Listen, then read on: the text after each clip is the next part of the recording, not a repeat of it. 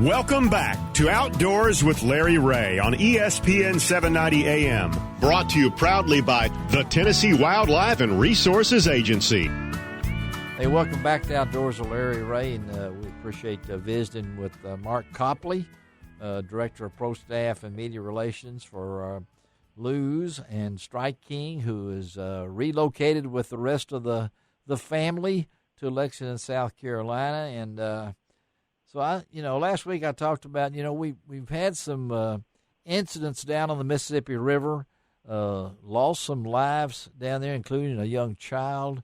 And I said, well, we haven't talked about boating safety in a while and things along that line. And I said, well, let's talk to Andy Tweed. He knows all about the river, has been down there, has rescued bobcats, I think, before or something, it seemed like it. But he's our man. And then all of a sudden, I set up to get Andy on the show this morning, and along comes this press release saying Andy has been named the Hunter Education Instructor of the Year by the Tennessee Wildlife Federation. So now, Andy, it was just meant to be. Good morning. So absolutely. Good morning to you. I know it. And let's talk to Andy Tweed. Ron Walm, John Gordon is our co-host listening in. Both of these guys know and respect Andy.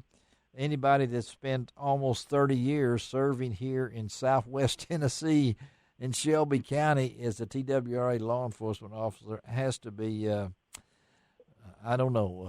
mentally evaluations every once in a while. So, because Andy has survived stress and things along that line. But, Andy, that recent incident down on the river, it was two of them, in fact. It was several of them. Yeah. And it was back to back. We had 3 fatalities in 6 days. Wow.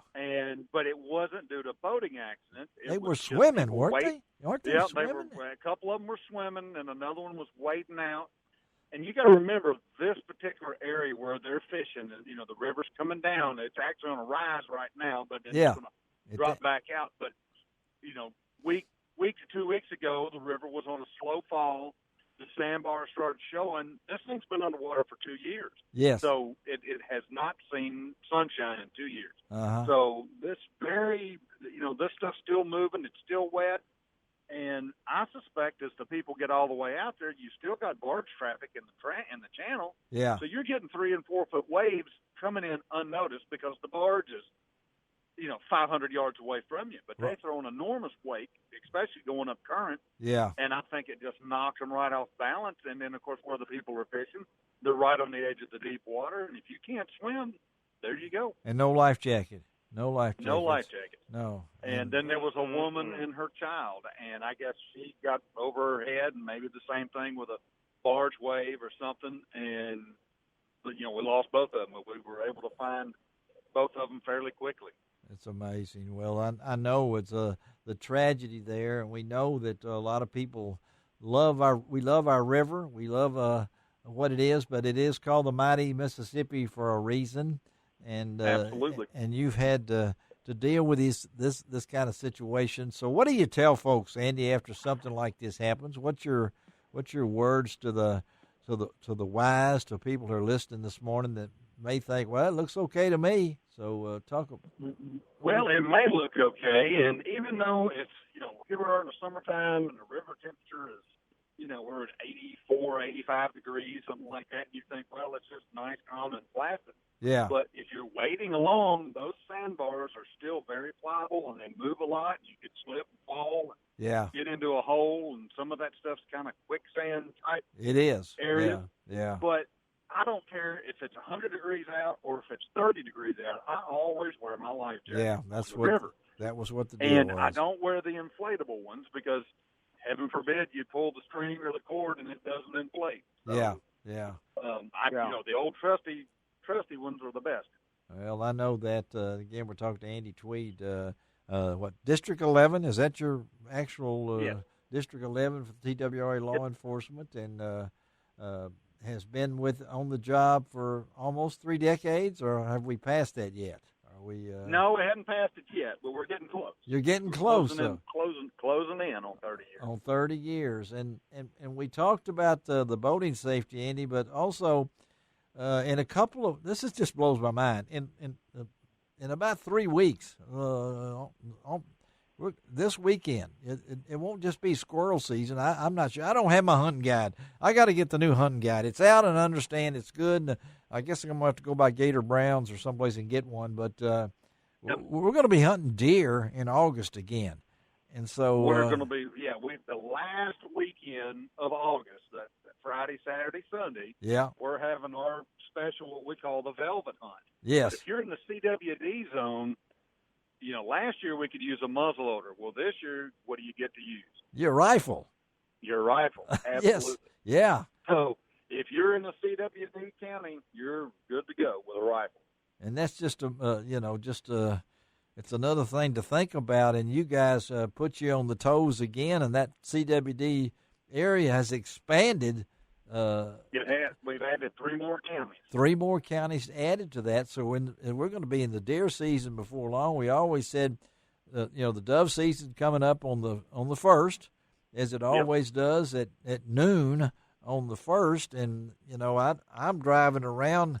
I'm seeing lots of sunflowers. I'm seeing doves now. So we're seeing quite a few birds and a lot. I'm seeing more fields than we've had in the past 3 or 4 years, which is good. That's showing that we're sparking some interest, and then maybe it had something to do with the COVID. People are just, they're sick of just being at home and not doing anything, and hunting and fishing and canoeing and kayaking and boating is the way to go to stay away from all that, but you can still enjoy yourself. Well, so that's what we're promoting, through our agency. And I know that, how old's Hutch now? How old is he? He is 5. 5. Wow, that's hard. That's hard to believe. When you got the word from the Tennessee Wildlife Federation, Andy, I know you've won some boating awards and things along that line. Talk about this Hunter Education Instructor of the Year. I know that it had to mean a lot for you because I really like what they said in here. A devoted father, Tweed has a passion for engaging Tennessee's youth in the outdoors and equipping them with the training and skills to safely hunt and fish. That pretty well that sums you up, Andy. So that's pretty good. I was very humbled to get the award, and it's actually a complete surprise. Rick Walbert with the foundation called and gave me the news, and I was like, "Holy cow, this is great!" It is, and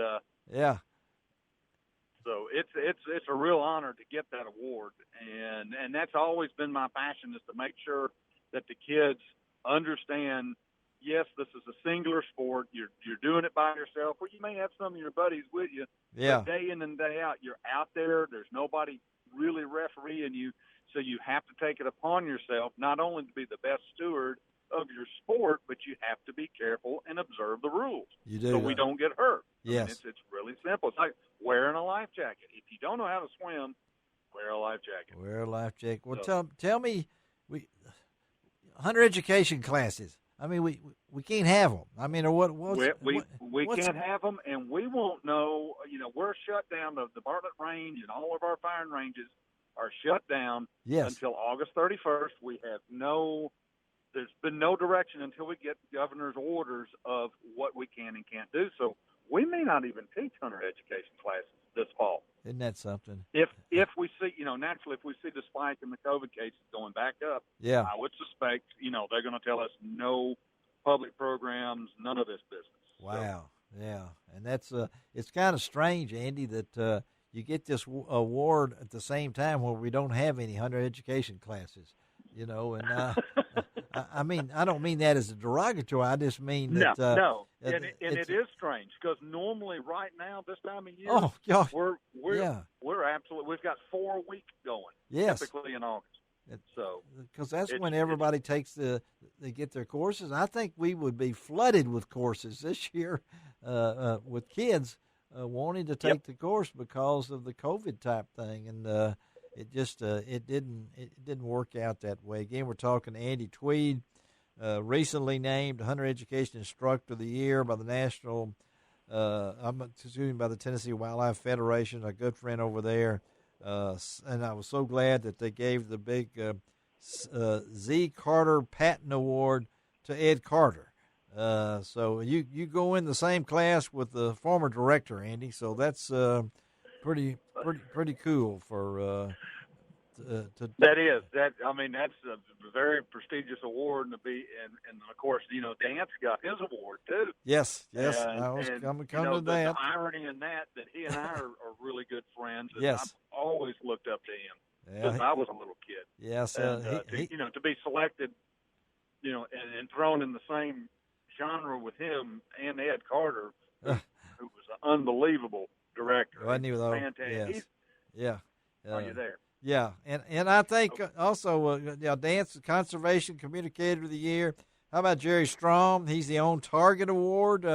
Jerry Strom out of McKenzie, and even David Blackwood out of Humboldt. It was a West Tennessee sweep, and I think they did this because there is no banquet this year. They thought to just throw all you guys in there together from West Tennessee since you didn't have to feed you.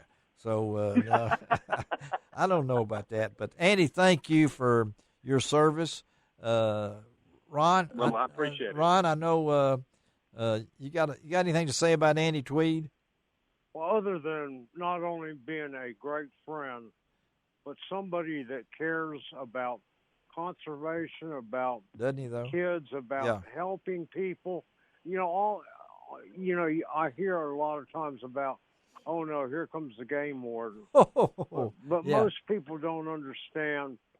That's a very small part of the job to make sure that everybody plays by the rules. And everybody should play by the rules. But all the other things that they do, the education, the helping, and sometimes, as I've seen Andy riding around, just stopping to see if everybody's okay. And that's what it's all about, and Andy does a great job. Well, look out for them Dovefields. And John Gordon, I know you know Andy through your former time at Avery and with Ducks Unlimited, and respect the man too, I'm sure, right, John?